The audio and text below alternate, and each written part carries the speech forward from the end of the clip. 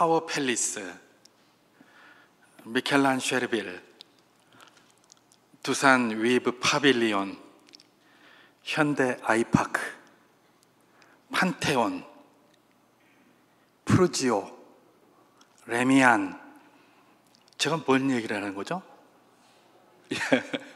이 아파트들 이름을 지금 쭉 나열했습니다.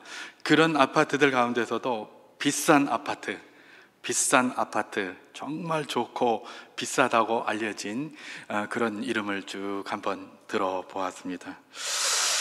여러분, 한때 그런 우스갯소리가 있었습니다. 이름이 이제 아파트 이름들이 굉장히 이제 어렵잖아요. 뭡니까? 미켈란쉐르빌. 이런 거는 왜 이건 뭐 영어도 아닌 것 같고 이게 뭔지 모르겠습니다. 미켈란쉐르빌 이러잖아요, 그죠? 그래서 아니 왜 이렇게 이름을 어렵게 만드냐? 이거 주소 쓰기도 힘들고 그렇게 그랬는데 그때 뭐라고요? 왜 이름을 그렇게 어렵게 만든다는 우스갯소리가 있었죠? 시어머니 못 찾아오게 하려고, 그죠? 시어머니가 주소를 찾아서 와야 되는데 미켈란쉐르빌 이러니까 이게 미인데 미원인가? 이러다가 못 찾아온다는 겁니다. 그랬는데 그렇게 이름을 그런 식으로 짓고 조금 지나다 보니까 또 문제가 생겼다고 그러죠? 무슨 문제가 생겼다고 그랬습니까? 이제 시어머니가 그걸 못하니까, 못 읽으니까 누구를 데리고 온다? 신우까지 데리고 온다는 겁니다. 그래가지고 이름을 복잡하게 했더니 시어머니만 안 올 줄 알았더니 그 다음에는 신우까지 데리고 오더라. 그러니 어떻게 해야 되겠다? 아파트 이름을 좀 쉽게 바꿔야 되겠다. 옛날처럼 건국주택, 대한주택 이렇게 바꿔야 되겠다. 이게 당연한 만약에 그 논리대로라면 당연한 그런 결과가 되지 않겠습니까? 그런데 지금도 보면 건국주택이라는 말이 없고 대한맨션 이런 말 없습니다, 그죠? 다 뭐예요? 여전히 미켈란쉐르빌 이렇게 하고 있고요. 위브 파빌리온 이러고 앉았고요. 그렇게 하는 것들을 볼 수가 있습니다. 결국은 그 코믹한 이야기들이 다 알고 보면 뻥이었다라는 것들을 볼 수가 있는 것이죠. 그러면 왜 이름을 이렇게 복잡하게 짓는가? 이전만 하더라도 그렇게 짓지 않았는데 왜 이렇게 복잡하게 해서 미켈란쉐르빌이니 파빌리온이니 판테온이니 이상한 이름들을 이렇게 많이 부르는가? 다양한 이유가 있겠습니다만은 제가 전에 어떤 경영학 책을 하나 보면서 그런 것들을 하나 본 게 있습니다. 이게 세계화의 추세에 발맞춘 것이다, 그렇게 얘기를 하더라고요. 세계화의 추세에 발맞춰서 건국 그러면 이게 이름이 좀 복잡하다는 겁니다. 건국주택 그러면 왠지 이게 이름이 촌스러워 보인다는 겁니다. 그래서 미켈란쉐르빌 이렇게 한다는 거예요. 그게 그런가 싶은데 과연 그런 것 같아요. 그런 것 같아요. 여러분, 우리 여기 우리 어르신들 많이 이렇게 계시고 또 그렇지만은 이전에 보면 싱크대가 있었습니다. 싱크대. 여러분, 우리나라 토속 메이커로서 굉장히 이름이 있었던 싱크대가 뭐였죠, 이전에? 잘 기억이 안 나시죠? 아마 제가 말하면은 아마 아실 겁니다. 혹시 오리표 싱크라고 들어보셨습니까? 오리표 싱크. 우리나라에 이런 복잡한 이름이 나오기 전에 제일 좋은 싱크대는 오리표 싱크였습니다. 한샘 이런 거 요즘 이야기지 그때는 굉장히 그게 이름이 좋았다는 것이죠. 오리표 싱크가 그냥 굉장히 선풍적이었는데 그 오리표 싱크가 없어졌어요. 그럼 없어졌으면 그 공장이 없어졌느냐? 그게 아니에요. 이름을 바꿨어요. 이름을 뭐라고 바꿨을까요? NX로 바꿨어요. NX. 오리표 싱크 때도 NX 때도 제품 똑같아요. 같은 공장에서 만드니까요. 근데 오리표 싱크라는 그걸로 할 때보다 NX로 바꾸고 나니까 이름만 바뀌었을 뿐인데 엄청난 매출이 올라간 거예요. 그 이후라서 그런지 그 다음에는 나오는 게 이런 우리 고유의 토속 이런 걸로 잘 안 나옵니다. 미켈란쉐르빌 이런 거 나오고 파빌리온 이런 거 나오고 이런단 말입니다. 그런데 말입니다, 이 좋은 집을 지으면서 특별히 사람들이 이런 이름들을 많이 붙여요. 특히 요즘 신형 집들은 다 이런 집들을 붙입니다. 여러분, 이런 집들이 좋은 집일까요? 안 좋은 집일까요? 좋은 집이에요. 좋은 집이에요. 잘 만들었고요. 아주 튼튼하고요. 내장재도 좋고요. 내부 시설도 좋고 다 좋은 집이에요. 그래서 이런 집, 이런 이름 붙은 데를 가서 살려고 해요, 사람들이. 왜냐하면 그런 집이 좋으니까. 이전에만 해도 집을 짓고 나면 새 집이 별로 인기가 없었어요. 한 3년쯤 지난 집이 인기가 있었죠. 값도 좀 더 비쌌고요. 왜 그렇습니까? 자꾸 뭐 이렇게 하자가 발생하니까 하자 문제를 한 3년 동안 해결하고 나서 그때 산다. 뭐 제 기억이 정확하다면 그런 것 같아요. 근데 요즘은 새 집이 더 비싸요. 그죠? 왜 그럴까요? 그 집이 두산 위브 파빌리온이거든요. 그 집이 삼성 레미안이거든요. 그 집이 현대 아이파크거든요. 그 집이 이런 판테온 뭐 이런 것들이거든요. 이름이 그런 걸로 된 집들이 다 좋아요. 다 좋아요. 그래서 세상에서는 그곳에 열광하고 있고요. 우리도 뭐 그 열광하고 있는 그 집이 나쁘다고 이렇게 말할 필요는 없습니다. 왜냐하면 실제로 그런 집이 좋으니까요.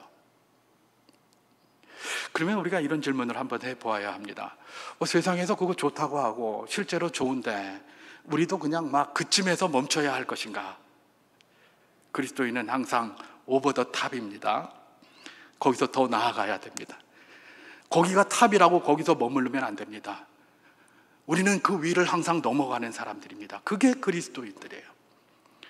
뭐 세상에서 좋다고 하니까 우리도 좋다. 거기서 끝나면 그리스도인일 아무런 의미가 없어요. 내가 그리스도인입니까? 세상에서 좋다는 것, 그걸 뛰어넘어서 그거 좋은지 나도 알고 누구도 다 알아요. 근데 그 정도에서 머무는 것이 아니라 한 걸음 더 나아가야 되는 것이죠. 어디까지 나아가야 될까요? 그럼 하나님은 뭘 좋다고 하시는가? 거기까지 나아가야 될 것 아니겠습니까? 우리가 좋은 집은 그야말로 두산 위브 아이파크인데, 두산 위브 제네시스인데, 제네시스가 아니라 제니스네요. 제니스인데, 그럼 하나님은 뭘 좋다고 하시는가? 그걸 한번 들여다 보아야 합니다. 왜요? 우리는 그리스도인이고 우리는 하나님의 백성이기 때문에 그렇습니다. 그런 집 좋은지 알아요. 그런 집 있으면 사고 싶어요. 그런데 우리는 거기서 머무르는 것이 아니라 좀 더 나아가서 하나님이 아름답다고 보시는 집, 하나님이 좋다고 보시는 집은 무엇인가라고 질문하면서 말입니다. 오히려 그런 겉에 살기에 편한 이런 것들을 추구하는 것도 있겠지만 그것보다는 더욱더 하나님이 아름답다고 하는 것들을 추구하는 방향으로 나아가야 되는 것, 그것이 바로 무엇입니까? 이 땅에 그리스도인 된 우리의 사명이요, 우리가 걸어갈 발걸음이라는 것입니다. 저는 그런 차원에서 오늘 특별히 이 가정주일에 정말 아름다운 집, 좋은 집이 되기를 소망하는 우리의 마음을 담아서 하나님이 아름답다고 하시는 집, 하나님이 좋다고 하시는 집이 무엇인지를 한번 알아보기를 소망합니다. 성경에 보면 다양한 집들이 있겠습니다마는 이런 것들을 소망하는 우리들에게 오늘 사도행전 본문을 통해서 하나님은 특별히 두 가정을 우리에게 보여주십니다. 이 두 가정을 살피면서 여러분과 함께 그야말로 하나님이 아름답다고 하시는 집, 하나님 앞에 아름다운 집은 어떤 집인지를 한번 살펴보기를 원하는데요. 물론 하나님 앞에 아름다운 집은 여기 이 두 가정이 보여주는 것뿐만 아니라 더 많은 것들이 있습니다. 그런데 오늘 본문에 집중하면서 한 두 가지만 그 내용을 한번 살펴보기를 소망합니다. 오늘 본문에 소개된 집이 두 가정이에요. 어떤 가정인가? 먼저는 사도행전 9장 43절 우리가 읽었습니다마는 9장 43절에 나오는 무두장이 시몬의 집이 그 한 집입니다. 그리고 다른 하나는 10장 1절에 나오는 우리가 너무 잘 아는 고넬료의 집입니다. 우리는 고넬료에 대해서는 너무나 잘 알아요. 근데 사실은 무두장이 시몬에 대해서는 관심이 별로 없어요. 그런데 하나님은 이 두 집을 너무나 아름다운 집으로 보셨어요. 그래서 오늘 이 말씀을 통해서 이 두 집의 모습을 좀 본받아라 라고 우리가 하나님 앞에 아름다운 가정을 세우기를 소망하는 우리에게 그렇게 도전한다라고 보면 정확할 것입니다. 여러분, 무두장이 시몬의 집과 고넬료의 집, 이 집은 가만히 들여다보면 같은 점도 있었고요, 차이점도 있었습니다. 먼저 그 차이점을 한번 살펴보면서 이 두 집을 한번 비교해 보기를 원합니다. 이 두 집의 차이점은 어떤 것이었을까? 뭐 당연하겠죠. 차이점은 외형일 것입니다. 그 집의 외형이 차이가 났을 거예요. 여러분, 고넬료에 대해서는 뭐라고 설명을 하고 있습니까? 오늘 본문 10장 1절에서 이렇게 설명하고 있습니다. 가이사라에 고넬료라 하는 사람이 있으니 이달리아 부대라 하는 군대의 백부장이라 그렇게 얘기를 합니다. 가이사라의 고넬료라는 한 사람이 있는데 이달리아 부대의 백부장이다 이렇게 얘기를 합니다. 여러분 여기 이탈리아대는 뭐냐면 로마 총독의 호위병들입니다. 거기에 백부장은 군대 100명을 이끌고 다니는 자인데 최고의 호위대장 중에서 최고의 그런 권력을 가진 자라고 보면 됩니다. 결국은 다시 말해서 호위대장이라고 보면 됩니다. 고넬료가 호위대장이다. 뭐 오늘날 우리 이렇게 대통령제 시스템에서 대통령실 시스템을 보면 예를 들면 경호실장 정도 되겠죠. 그죠? 굉장한 그런 위치 아니겠습니까? 백부장 그러면 부하가 100명밖에 없으니까 별것 아니다 이렇게 생각할 수 있겠습니다만은 그렇지 않습니다. 이 사람은 뭐예요? 식민지인 유대 땅에 내려와 있는 사람이에요. 그리고 거기 총독이 로마 총독인데 그 총독을 호위하고 있는 최고의 지도자예요. 그러니까 비록 자기 나라 본국으로 하면 백부장밖에 안 되는 계급이지만 그러나 식민지에서 보면 그 권세야말로 엄청난 권세였죠. 여러분 이 권세를 가진 이탈리아대의 백부장 그야말로 최고 지휘자 이 고넬료 집의 모양이 어땠을까? 총독의 호위대장이다 보니까 총독 관저 바로 옆에 있지 않았겠습니까? 제가 몇 년 전에 여기 시찰에서 성지순례를 갔었습니다. 저기 그 성지순례를 갔다가 가이사라에를 한번 들렸어요. 여러분 가이사라에는 뭐가 있었냐면 로마 총독의 관저가 거기에 있었습니다. 예루살렘에는 총독이 들어갈 수가 없었죠. 왜냐하면 이방인이었기 때문에 이 이방인이 그 예루살렘에 들어가게 되면 폭동이 일어나고 난리가 납니다. 그래서 예루살렘에는 총독이 잠시 머무를 수 있는 관저 같은 것만 조그만 그걸 설치해 놓고 관저는 가이사라라는 곳에 있었습니다. 가이사라는 지중해가 앞에 이렇게 내려다 보이는 굉장한 그런 한국이 해변 도시예요. 근데 가보니까 너무 경치가 좋았어요. 지금도 경치가 좋았겠지만 그 당시에는 대단하지 않았겠습니까? 여러분 이름이 또 뭐예요? 가이사라입니다. 가이사가 누구죠? 로마 황제예요. 로마 황제의 이름을 붙일 수 있는 곳은 적어도 굉장한 시설이 없이는 붙일 수가 없는 거예요. 그 이름이 가이사라는 굉장히 그런 그 당시에는 발전한 도시였을 뿐만 아니라 앞에 지중해가 있고요. 거기 보니까 로마 총독 관저 앞에 이런 돌로다가 만든 여러 가지 그런 어떤 조형들이 건물들이 있고 경기장도 아주 큼지막한 게 하나 있었고요. 그 앞에 보니까 바닷물을 갖다가 바위를 깎아가지고 바닷물을 이렇게 담가놓은 풀장도 거기 있더라고요. 엄청난 그 시대에 모든 것들을 다 거기서 누리는 데가 바로 거기에 있었고, 이 고넬료가 경호대장이었기 때문에 바로 그런 곳에 같은 집이 있었다라고 생각이 되는 것이죠. 여러분 그렇다면 그 당시에 그 고넬료의 집은 오늘 우리의 관점에서 보면 어떤 집이 되겠습니까? 두산 위브 파빌리온쯤 되지 않겠습니까? 현대 아이파크쯤 되지 않겠습니까? 제니스쯤 되지 않겠습니까? 그죠? 판테온 이쯤 되지 않겠습니까? 좋다고 하는 그런 집 말입니다. 그런 집이 분명합니다. 자, 이 고넬료의 집이 이런 것에 비해서 이 무두장이 시몬의 집은 그러면 어떤 집이었을까? 외형이 달랐다고 했으니 그것과는 전판 다른 것이었겠죠. 여러분 무두장이 누굽니까? 가죽을 가지고 이렇게 막 문대는 그런 사람들입니다. 무두질한다 그러죠. 무두질. 가죽을 갖다가 금방 이렇게 갖다가 쓸 수가 없습니다. 우리는 짐승의 가죽으로다가 뭘 이렇게 한다라고 생각하면 그냥 토끼를 잡아서 가죽을 벗기면 그대로 옷으로 이렇게 쓸 수 있다 이렇게 생각하는데 그렇지가 않죠. 가죽이 원래 이게 물이 닿으면 금방 퉁퉁 붓습니다. 원래 피부들이 그렇잖아요. 스킨 가죽이 그죠? 퉁퉁 붓고 또 마르면 빳빳해져 가지고 막 똑똑 부러지고 이래요. 그리고 거기 지방질이 많이 붙어 있어 가지고 이게 제품이 제대로 되지 않죠. 오늘날 그야말로 피혁 제품 이런 걸 만들려면 그런 짐승의 가죽을 갖다가 확 문대서 그 지방질을 떼어내고 약품 처리를 단단히 해 가지고 어떻게 합니까? 그게 물기를 닿아도 불지 않고 또 말라도 부러지지 않게끔 그렇게 만들어 줘야 되는 거예요. 그게 바로 무엇입니까? 무두질이에요. 무두질. 그래서 무두질을 하려면 약품이 굉장히 많이 필요하고요. 물도 많이 필요합니다. 왜냐하면 그 폐수들을 다 내야 되니까 그래요. 이전에 제가 경기도 연천 살 때에 동두천 그 근방에 그런 게 하나 있었는데 냄새가 얼마나 나는지 버스 타고 그 옆을 지나가면 막 코를 뭐 이렇게 들 수가 없을 정도로 냄새가 나요. 그래서 거기서 나오는 그 폐수들이 전부 그 유명한 한탄강으로 다 흘러 들어가서 한탄강이 그야말로 똥물이 되고, 이런 경우가 제가 어렸을 때 거기 그렇게 있었는데 지금은 모르겠습니다, 어떻게 됐는지. 어쨌든지 간에 그게 뭐예요? 이 무두장이들, 그 무두장이들의 집의 현실이에요.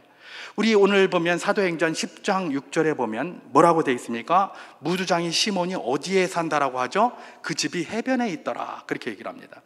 여러분, 이 해변에 있다는 말은 물이 많이 필요해서 해변에도 있겠지만, 해변에 있다는 말은 뭐예요? 일반 사람들하고 살 수가 없다는 거예요. 거기서 뭐 펜션 지어놓고 관광지에서, 이게 아닙니다. 그죠? 사람들이 싫어하고 혐오하고 막 냄새나고 이러니까 저리 가라고 그러니까 해변에 그냥 가가지고 대충 집 짓고 그렇게 있는 거예요. 대충 집 짓고. 그게 무두장이 시몬의 집이었습니다. 여러분, 그 당시에 사람들이 무두장이를 얼마나 싫어했는지요.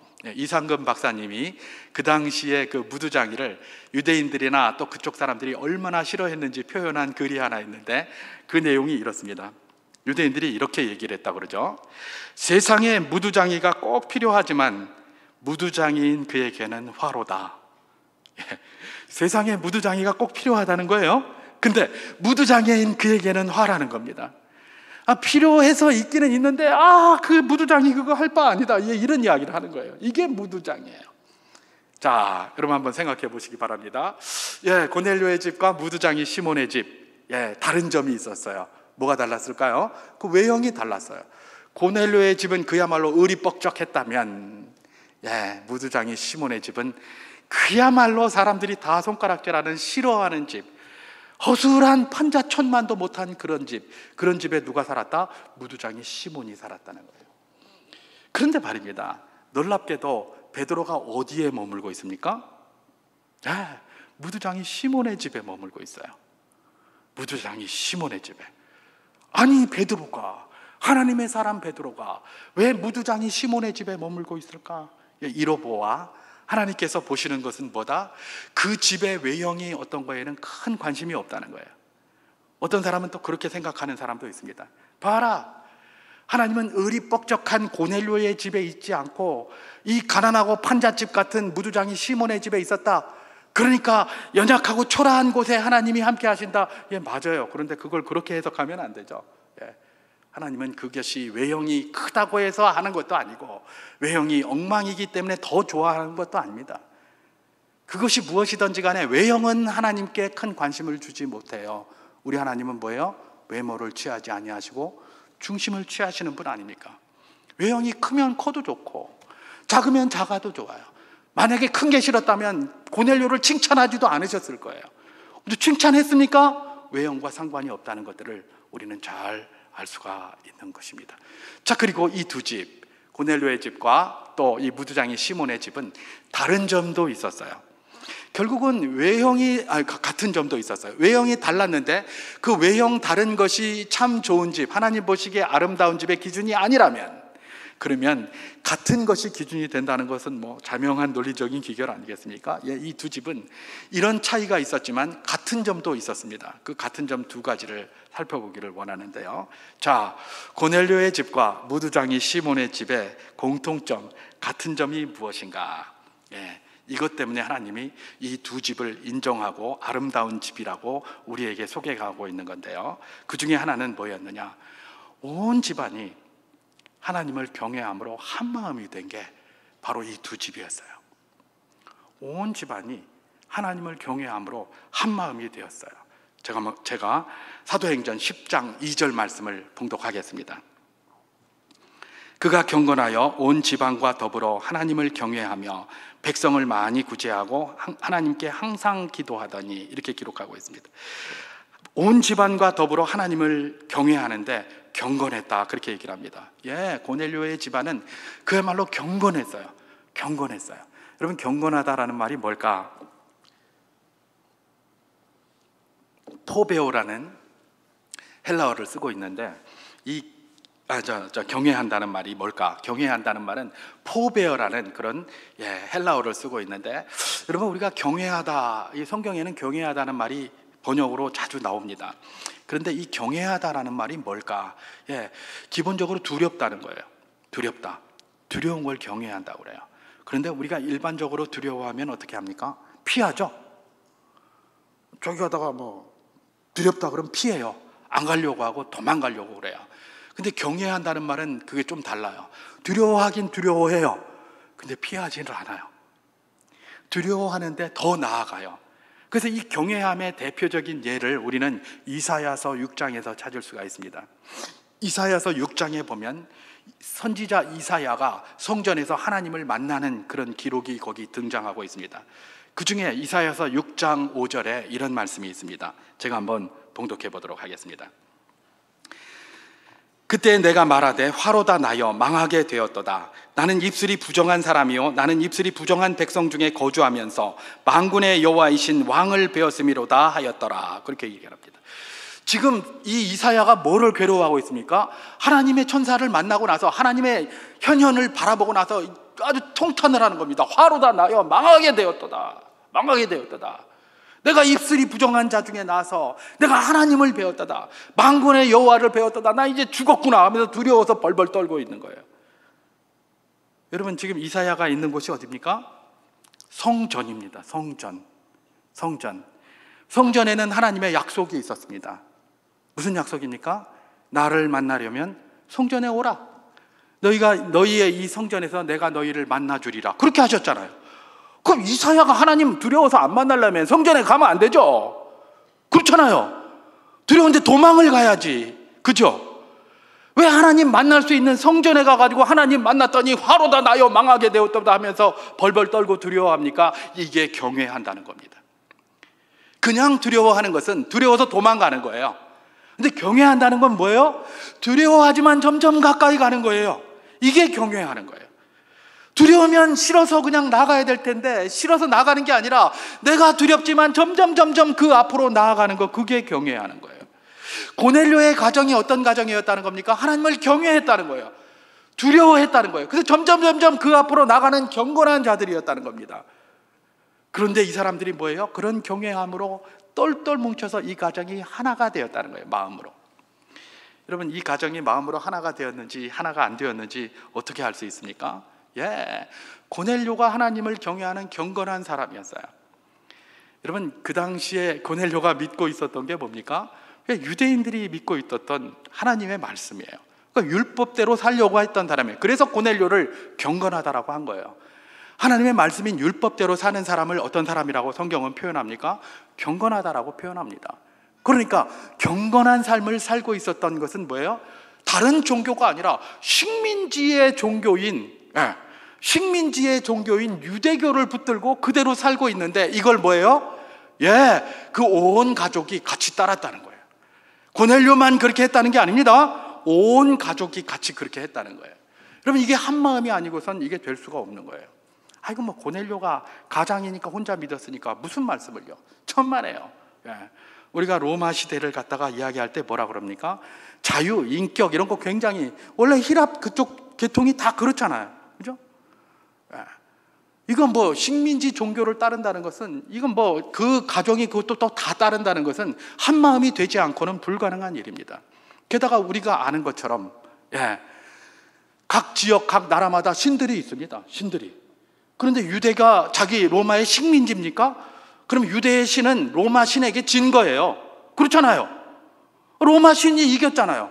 근데 이긴 로마 신을 안 따르고 진 유대 신을 따르고 있다? 이거는 그 당시의 상식으로 이해가 안 가는 것들이었죠. 그 당시 상식으로 이해가 안 갔어요. 그런데도 어떻게 된 일인지 말입니다. 이 고넬료는 경건하여 하나님의 율법을 따르며 하나님의 말씀을 사모했을 뿐만 아니라 온 가족이 그랬다는 것. 이게 바로 뭐예요? 그야말로 하나님의 견해함으로 온 가족이 똘똘 뭉쳐서 한 마음이 되었다라고 보면 될 것입니다. 게다가 이 가정이 어떤 가정입니까? 온 집안과 더불어 하나님을 경외하며 백성을 많이 구제했다, 그렇게 얘기를 합니다. 10장 2절에서 아까 그랬잖아요. 그럼 백성을 구제하는 거, 뭐 고넬료는 잘 살고 하니까 식민지 백성들 뭐 가난하고 도탄에 빠지고 어려우니까 좀 구제할 수 있어요. 좀 도와줄 수 있어요. 근데 여러분 이 식민지 백성들이 특이한 거 아십니까? 이 식민지 백성들이 아주 특이한 백성들이에요. 뭐냐면 도와주는 그 고넬료 뭐 이런 사람들을 좋게 여기는 게 아니에요. 다 뭐로 여기고 있죠? 부정하게 여기는 사람들이에요. 부정하게 여기는 사람. 고넬료가 있습니다. 유대인들은 고넬료를 슬슬 피했습니다. 왜 피했을까요? 무서워서 피했을까요? 아닙니다. 부정해서 피했어요. 더러워서 피했어요. 저 이방인하고 부딪히면 우리가 부정탄다. 그러니까 상대를 안 하려고 하는 거예요. 상대를 안 하려고 해요. 고넬료는 특이하게도, 특이한 게 아니라 그 당시에 일반적으로 그렇게 했었죠. 고넬료는 하나님의 율법을 따르며 율법대로 살았지만 할례는 받지 않았어요. 그 근거가 어디에 있느냐?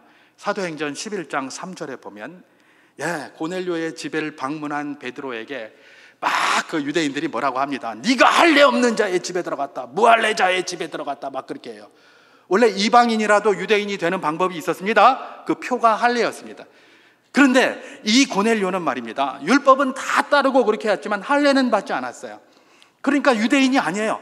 유대인이 아니면 경건한 자가 아니고 부정한 자고 더러운 자고 하나님 앞에 저주받은 자였어요. 다시 말해서 유대인들이 모두 다 이 고넬료와 고넬료 집사람들을 다 피하는 거예요. 왜요? 에이 저 더러운 것들, 에이 저 부정한 것들, 이러고 있어요. 고넬료가 그걸 알았을까요? 몰랐을까요? 알았어요. 알았기 때문에 심지어 오늘 본문 보면 그 증거가 달 나오는데, 오늘 본문 10장 7절에서 8절까지 말씀을 제가 한번 봉독해 보도록 하겠습니다.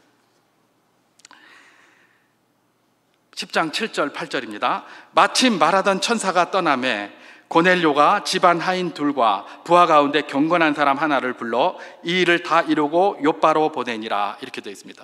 고넬료가 기도하다가 환상 중에 천사를 만나서 요바에 가서 베드로를 불러오라 그랬더니 사람을 보냅니다. 부르러 사람을 보내는데 집안의 하인들과 경건한 사람 하나를 뽑아서 보내요.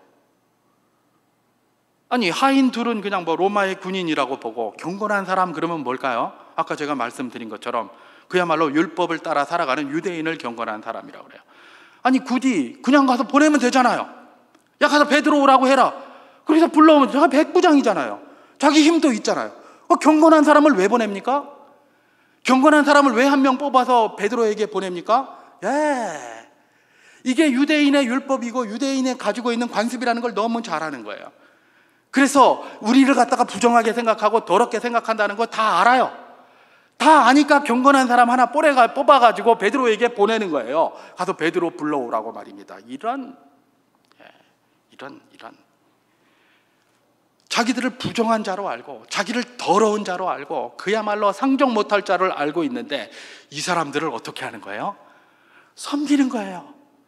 그것도 많이 섬기는 거예요. 그것도 한 번 하는 게 아니라 늘 섬기는 거예요. 이게 현재 분사형입니다. 현재 분사형. 현재는 계속이라고 그랬잖아요. 계속해서 많이 섬기는 거예요. 여러분, 이게 가정이 한 마음이 안 되면 되겠습니까? 절대로 안 되겠죠.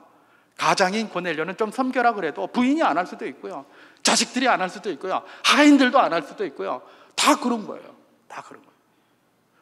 고넬료의 집은 어떤 집이었습니까? 하나님 앞에 아름다운 집이었는데 이건 뭡니까? 가장을 중심으로 그야말로 모든 가족 구성원들이 한 마음이었다라는 것들을 볼 수가 있습니다. 여러분, 하나님께서 우리 가정의 주인 되시는 줄 믿으시기 바랍니다. 그 하나님께서 우리에게 이야기를 하십니다. 우리 가정에서 가장을 중심으로 다 한 마음이 되기를 소망한다. 바로 그것입니다. 여기서 가장은 뭐 꼭 남자일 필요는 없습니다. 남편이 될 수도 있고 아내가 될 수도 있고 또 아버지가 될 수도 있고 또 자식이 가장이 될 수도 있어요. 어디든지 그건 상관없어요. 가장을 중심으로 해서 한 마음이 되는 가정, 그 가정이 하나님 보시기에 진정 아름다운 가정이라는 것입니다. 여러분, 가정마다 또 사람마다 다 생각이 다르기 때문에 참 하나가 되기가 쉽지 않습니다. 그래서 우리 어른들 이전에 그런 말 많이 하시잖아요. 아유, 내 뱃속으로 낳은 자식인데 어떻게 이렇게 생각이 다른지, 이런 말 할 때 참 많아요. 당연하죠. 낳기는 내 뱃속으로 낳았지만 생각은 다 다른걸요. 다른 인격체고 다른 존재로 하나님 앞에 서 있는 걸요. 다양하게 다를 수밖에 없습니다. 근데 어떻게 하나가 됩니까? 하나님을 경외해야 하나가 되는 겁니다. 하나님을 경외함으로 그래서 하나가 되는 겁니다. 여러분, 하나님 경외하는 자, 하나님을 두려워하면서도 하나님 앞에 가까이 가려고 하는 자가 하나님 말씀에 순종합니다. 믿습니까? 하나님 말씀이 뭐라고 얘기를 합니까? 내 부모를 공경하라, 내 부모를 순종하라, 이렇게 얘기를 합니다. 네 자녀를 노엽게 하지 말고 주의 교양과 훈계로 양육하라, 그렇게 얘기를 합니다. 하나님의 말씀이 그것이다 보니 하나님을 경외하는 사람이 그걸 따를 수밖에 없어요. 때로는 저게 내 마음에 들지 않고 저렇게 하는 게 내 마음에 맞지 않는 것 같아도 그들이 하나님을 경외하는 자들입니까? 하나님 말씀에 따라 하나가 될 수가 있는 것입니다. 고넬료의 가정이 그런 가정이었다는 것입니다. 여러분, 무두장이 시몬의 가정은 어떤 가정이었을까요? 역시 마찬가지입니다. 무두장이 시몬의 가정은 찢어지게 가난한 가정입니다. 그런데 9장 43절에서 뭐라고 했다고요? 제가 한번 다시 사도행전 9장 43절을 봉독해 보도록 하겠습니다. 사도행전 9장 43절 말씀입니다. 베드로가 요빠에 여러 날 있어 시몬이라 하는 무두장이의 집에서 머무니라, 그렇게 얘기를 합니다. 이 베드로가 말입니다, 머무는데, 요빠에 머무는데, 그것도 하필 찢어지게 가난한 무두장이 시몬의 집에서 하루를 머문 게 아니라 여러 날을 머물어요. 여러 날을. 먹을 것도 없는데, 뭐 아버지, 가장인 무두장이 시몬은 그래도 아이고 하나님의 사람 베드로, 그냥 뭐 그렇게 먹일 수 있겠다 생각할지 모르지만 그 집에는 자식도 있고 부인도 있고 많은데 하루 이틀도 아니고 여러 날 머무면서 계속 밥을 먹는데 거기서 끝난 게 아니에요. 사도행전 10장 7절에서 8절에 보면 이런 말씀이 있습니다. 10장 9절 10절에 이런 말씀이 있습니다. 사도행전 10장 9절에서 10절입니다. 제가 봉독합니다. 이튿날 그들이 길을 가다가 그 성에 가까이 갔을 그때에 베드로가 기도하려고 지붕에 올라가니 그 시각은 제6시더라. 그가 시장하여 먹고자 하며 사람들이 준비할 때에 황홀한 중에, 이렇게 되어 있습니다. 지금 베드로가 거기서 여러 날 머물렀을 뿐만 아니라 여기 본문에 보면 뭐라고 얘기를 합니까? 갑자기 시장한 겁니다. 그러니까 밥 좀 해라, 이렇게 얘기를 하는 거예요. 그러니까 그 사람들이 밥을 준비할 때에 환상을 보게 되는 거죠. 다시 말해서 뭐예요? 이 찢어지게 가난한 무두장이 시몬에 가서 여러 날 머물어서 밥 얻어 먹는 것만 해도 대단한데 자기 배고프면 밥 좀 해라, 이러는 거예요. 이거. 여러분 한번 생각해 보십시오. 그야말로 이 사람들이 하나님 경외하고 그야말로 한마음이 되지 않은 사람이었으면 이렇게 할 수 있겠습니까? 기본적으로 베드로를 하나님의 사람이라는 걸 인정한 거예요. 그러니까 그가 감히 그렇게 해도 아무 말 안 하는 거죠. 여러분 한번 생각해 보십시오. 우리 집에 찢어지게 가난해서 내일 먹을 것도 없는데 어디서 무슨 뭐 사도라는 사람이든 목사라는 사람이든 오더니 며칠씩 머무르면서 밥 해대라고 그러고, 그것도 그냥 국으로 가만히 있으면은 그냥 뭐 있는 밥 그냥 나눠줄 텐데 지 배고프면 와가지고 야, 밥 좀 해라, 배고프다, 이런 말을 하고 있단 말이에요. 무두장이 시몬이야 뭐 관계가 있어서 그럴지 몰라도 그 집의 부인은 어떻고 그 집의 다른 사람들은 어떻겠습니까? 밥 해주면서도 굉장히 눈치 주지 않았겠습니까? 빨리 안 가노 이거, 먹어 이거, 쭉 빨리. 맨날 가서 밥이나 축 내고 그냥 주는 거 아무거나 먹지. 뭘 말이 많노? 지가 이거 차려달라고 그러고 저거 차려달라고 그러고 이랬을 가능성이 얼마든지 있죠. 근데 만약에 그 집 식구들 중에 누구라도 하나 그런 눈치를 주었다면 베드로가 거기서 여러 날 머물 수 있겠습니까? 못 머물겠죠. 결국은 이 가정들, 고넬료의 가정과 이 무두장이 시몬의 가정은 하나님을 경외함으로 모든 가족들이 한마음이 되어져 있다는 거예요. 한마음이 되어져 있으니까 그야말로 다른 사람을 섬기는 것이라든지 모든 것들이 다 그냥 하나가 되어서 착착착착 진행이 되어져 갖고 하나님은 그걸 보기 좋게 보셨다는 것입니다. 여러분, 우리 가정이 하나님 보시기에 정말 아름다운 가정이 되기를 소망합니다. 그 중요한 그 역할이 어디에서 나온다? 하나님을 경외함으로 하나가 되는 데에 있다. 수정교에 속한 모든 권속의 가정이 그런 가정이 되어 하나님 앞에 아름다운 가정으로 늘 설 수 있기를 주님의 이름으로 축원합니다. 한 가지만 더 살펴보면 이 두 가정의 특징, 공통된 특징이 있었습니다. 그건 뭐냐? 이 두 가정은 기도하는 집이었습니다. 기도하는 집. 오늘 본문 10장 2절, 사도행전 10장 2절을 다시 한번 봉독하겠습니다. 그가 경건하여 온 지방과 더불어 하나님을 경외하며 백성을 많이 구제하고 하나님께 항상 기도하더니, 그렇게 얘기를 합니다. 고넬료는 기도를 했는데 하나님께 항상 기도를 했어요. 얼마나 기도를 많이 했는지요. 사도행전 10장 4절에서는 이렇게 기록하고 있습니다. 고넬료가 주목하여 보고 두려워 이르되 주여 무슨 일이니까? 천사가 이르되 내 기도와 구제가 하나님 앞에 상달되어 기억하신 바가 되었으니. 그렇게 얘기합니다. 기도를 하는데 얼마나 기도를 많이 하는지, 내 기도와 구제가 하나님 앞에 상달되어 기억하신 바가 되었으니. 하나님이 기억할 정도예요. 하나님이 제가 기도하는 게 뭔지 다 기억하고, 하나님이 제가 구제하는 게 뭔지 다 기억하시는 거예요. 그냥 자기는 그런 거 생각하지 않고 기도하고 그런 거 생각하지 않고 구제했는데 하나님이 그걸 다 기억하고 계시는 거예요. 얼마나 기도를 많이 했는지, 그리고 얼마나 기도를 많이 했는지 하나님의 환상을 보는 거예요. 하나님의 비전을 보는 거예요. 누가요? 고넬료가 그랬어요. 고넬료의 집에서는 무릎을 꿇으면 하나님의 비전이 보여요. 그게 이 고넬료의 집이었어요. 여러분, 무주장이 시몬의 집은 어떤 집입니까? 베드로가 거기 머물고 있었어요. 그런데 보니까 그 집의 지붕에 뭐가 있었어요? 기도하는 곳이 있었던 거예요. 그 집에는 기도의 지붕이 있어요. 무주장이 시몬의 집은. 그리고 거기 가서 베드로가 기도를 했더니 비몽사몽간에 하나님의 비전이 막 쏟아지는 거예요. 이 두 집의 공통점이 뭡니까? 기도의 지붕이 있고요, 기도하는 집이었고, 기도가 끊이지 않는 집이었고, 거기서 기도할 때마다 하나님의 비전이 쏟아지는 그런 집이었다는 것입니다. 여러분, 하나님 앞에 아름다운 집이 어떤 집입니까? 기도하는 집인 줄 믿으시기 바랍니다. 우리 모든 성도들의 가정, 기도하는 집이 되기를 주님의 이름으로 축원합니다. 기도의 지붕이 있기를 주님의 이름으로 축원합니다. 그래서 거기서 기도할 때마다 하나님의 비전을 보는 놀라운 집이 될 수 있기를 주님의 이름으로 축원합니다. 그것이 하나님 앞에 아름다운 가정입니다. 말씀을 정리합니다. 하나님께서 이 고넬료의 집과 무두장이 시몬의 집 두 집을 우리들에게 소개하시면서 그 집의 공통점을 말씀해 주셨습니다. 차이점도 있었습니다. 외형이었습니다. 외형은 중요하지 않다는 겁니다. 외형은 무엇이든 상관없다는 겁니다.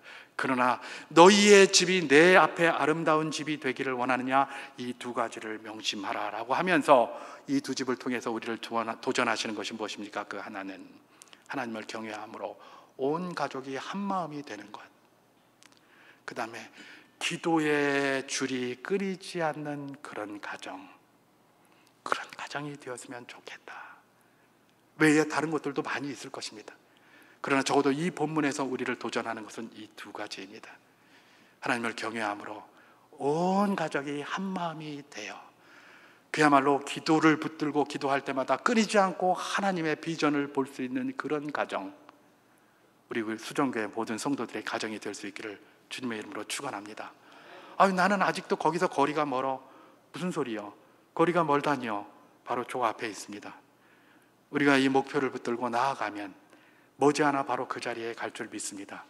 하나님께서 우리에게 소원을 두고 이루시는 그 역사를 따라 우리가 기도하며 그렇게 나갈 때에 그런 가정으로 세워갈 줄 믿습니다.